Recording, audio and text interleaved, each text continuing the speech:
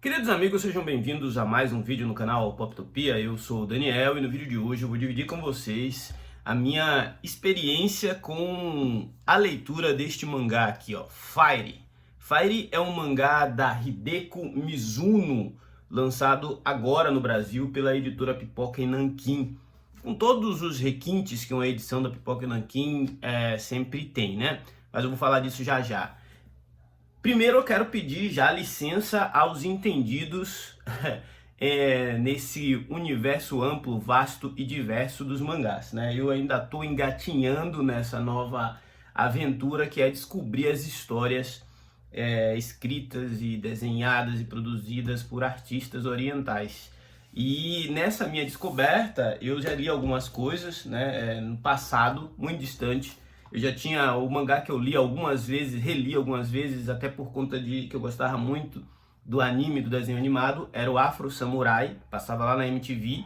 Então esse foi o meu primeiro contato assim, com o universo dos mangás. Eu não fui da geração impactada por Dragon Ball Z, Cavaleiros do Zodíaco, essa coisa, eu não tive esse impacto, eu não fui dessa turma, eu fui mais para os quadrinhos de super-heróis.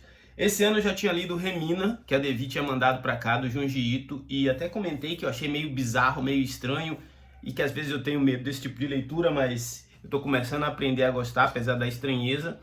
Também me aventurei com o recente lançamento do Shintaro Kago, que é o Anamorfose. É um quadrinho bem estranho, um mangá. Tem que começar por aí, me educando a falar que isso aqui é um mangá bem estranho. Ele trata sobre um reality show que é sobre pegadinhas, e essas pegadinhas deram errado e alguém morreu, e o fantasma dessa pessoa que morreu no estúdio voltou para atormentar a equipe de produção. Enfim, isso aqui é muito doido, muito doido. Então, talvez eu, não terminar de entender, eu grave um review. Mas o que eu quero conversar hoje é justamente sobre Fire, porque Fire me pareceu o tipo de quadrinho mais aproximado daquele estilo de leitura que me agrada. É um quadrinho sobre o universo da música nos anos 60, né? Sobre um jovem, que é o Aaron. O Aaron, ele acaba começando a história dele de trás para frente, vamos dizer assim. A gente já tem nas primeiras páginas a ideia de que ele se transformou em um astro da música, e aqui a gente vai, na verdade, acompanhar essa jornada dele do anonimato até virar um popstar, né? Essa é uma história de como ele conheceu a música, de como ele fundou a sua banda e de quanto essa trajetória foi dramática, traumática e, é um novelão. É um novelão, assim, muito bem produzido, muito bem escrito. O que me chamou a atenção? Se trata de um quadrinho que se passa nos anos 60, um mangá que se passa nos anos 60. Então a Hideko, que ela viveu naquela época, esse mangá foi produzido entre 1969 e 1971, e aqui, diga-se de passagem, a Hideko Mizuno foi uma das primeiras mulheres, se eu não me engano, se não a primeira a ser uma mangaka, num tempo que era muito difícil para as mulheres terem esse tipo de profissão. No Japão, uma cultura bastante conservadora, então a gente vê o quanto ela foi pioneira, né? E aí ela entregou um quadrinho, assim, uma história meio diferente, apesar de que essa coisa das bandas e das músicas era algo que fazia sentido nos anos 60, né? Aqui no Brasil a gente tinha os tais festivais de música que revelou nomes como Chico Buarque, Gilberto Gil, Elis Regina e Caetano Veloso. E lá nos Estados Unidos e no Japão, os festivais eram mais voltados para as bandas, né? E essa história ela se passa na América. Então Aaron é um menino americano que começa o quadrinho extremamente inocente, juvenil de tudo, e ele é envolvido em uma trama de um assalto, de uma balbúrdia, e por conta disso ele acaba indo parar no reformatório.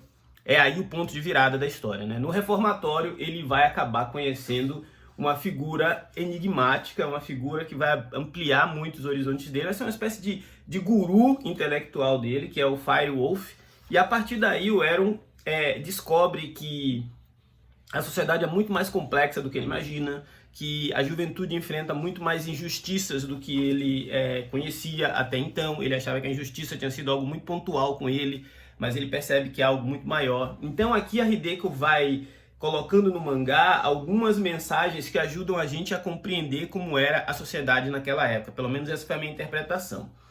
E aí, bicho, o quadrinho vai para um lado que é o lado da inspiração, né? Porque o Aaron vai enfrentar muita adversidade nesse reformatório. Ele e o Fire também vai ser um cara muito rebelde. Por conta da rebeldia dele, ele vai ser punido severamente diversas vezes. A forma como ele reage a essas punições inspira os demais jovens do reformatório a procurarem uma outra maneira de lidar com a vida, com a justiça e tudo mais.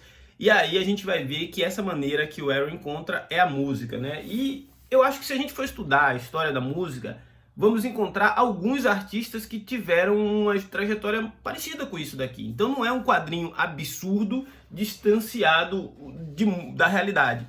E essa não distância da realidade é todo o charme, porque a gente vai ver aqui dramas familiares, a gente vai ver aqui envolvimentos e traições amorosas, incompatibilidade criativa e ao mesmo tempo a identificação criativa, porque a gente vai ver a chegada dos músicos, o Aaron tendo contato com esses caras que vão se tornar a banda dele mais adiante. Então, para quem gosta de música, para quem gosta de uma história bem contada, de uma história que não tem pressa, esse quadrinho é para você, esse mangá é para você. São 460 páginas de uma narrativa que tem um ritmo próprio, de uma narrativa que não se apressa. Inclusive é um de 2 volumes, então o próximo volume está em pré-venda. Vou inclusive deixar o link aqui na descrição do vídeo caso você se interesse.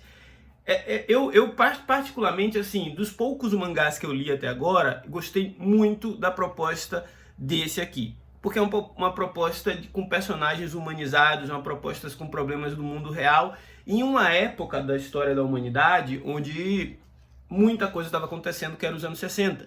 A gente vai ver aqui a banda do Aaron tendo que lidar com questões como segregação racial no mundo da música.